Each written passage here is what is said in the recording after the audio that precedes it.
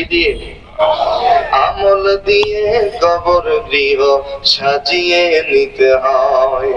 17 দিনে পেটে পেটে শেষ পোকার খাদ্য হবে। 60 দিন পরে গোস্ত থাকবে না, কঙ্কাল পড়ে রবে।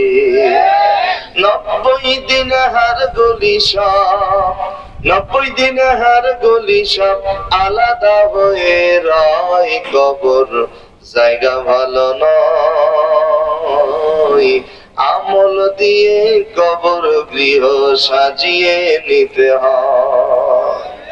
কি দিয়ে সাজাতে হবে? আমল দিয়ে সাজাতে হবে।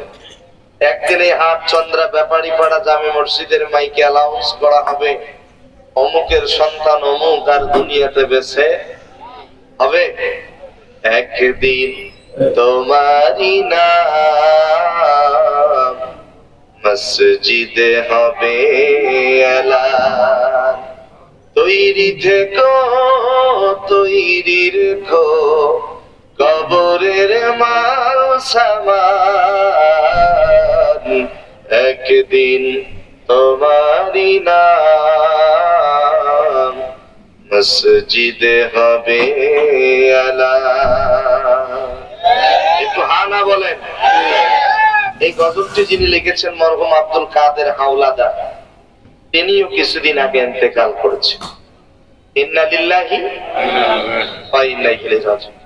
গত কয়েকদিন আগে আমাদের রংপুর পীরগঞ্জে একজন তরুণ ইসলামিক আলোচক ইব্রাহিম খলিল বিপ্লবী থাকতেন বগুড়ায়। দিনের বেলা প্রোগ্রাম করেছে, স্টেজে কথা বলেছে, রাতের বেলায় ইন্তেকাল করেছে। ইন্না লিল্লাহি ওয়া ইন্না ইলাইহি রাজিউন। আমার প্রিয় ভাইয়েরা, পৃথিবীতে এসেছিলাম যেভাবে যেতে হবে। পৃথিবীতে যেদিন এসেছিলাম ওই দিন আপনার আমার গোসলটা করিয়ে দিয়েছে অন্য জনেরা।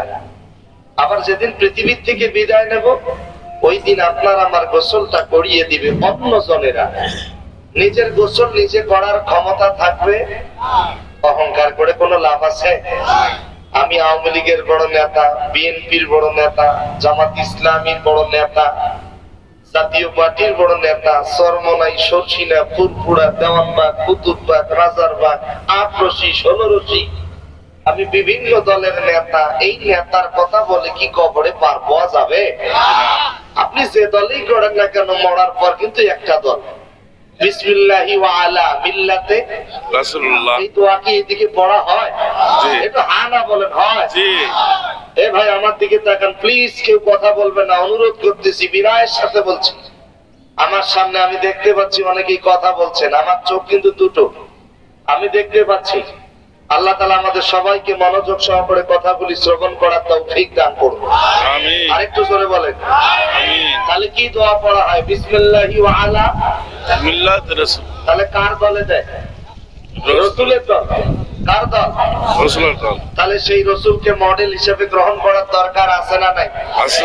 লাকাদ কানা লাকুম ফি রাসূলিল্লাহি উসওয়াতুন হাসানা। ওই রাসূল হচ্ছে আমাদের মডেল, আমাদের আদর্শ। বলেন না সুবহানাল্লাহ। সুবহানাল্লাহ। আর এখনকার যুবকরা তো মডেল হিসেবে মানে সাকিব আল হাসানকে, ওর জন্য কান্নাকাটিও করে। কথা কন না কেন? ওর জন্য কান্নাকাটি করে কোনো লাভ নাই। যদি কান্না করতেই হয় আমার নবীর জন্য কান্না করতে হবে। আমার নবীর জন্য যদি এক ফোঁটা চোখের পানি ফেলতে পারেন, লা ইউমিনু আহাদুকুম হাত্তা আকুনা হাব্বা ইলাইহি মিন ওয়ালিদিহি ওয়া ওয়ালাদিহি ওয়ান নাসি আজমাইন। রাওয়াহুল বুখারী।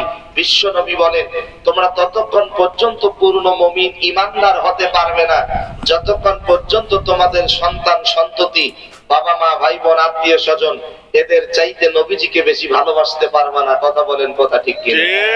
অতএব আমাদের স্ত্রী, সন্তান, মা, বাবা, ভাই বোন, আত্মীয় স্বজন, আপনজন, প্রিয়জন, তার থেকেও বেশি ভালোবাসি বিশ্ব নবী জনাবে মুহাম্মদুর রাসূলুল্লাহ সাল্লাল্লাহু আলাইহি ওয়াসাল্লামকে। জোরে বলেন আল্লাহু আকবার।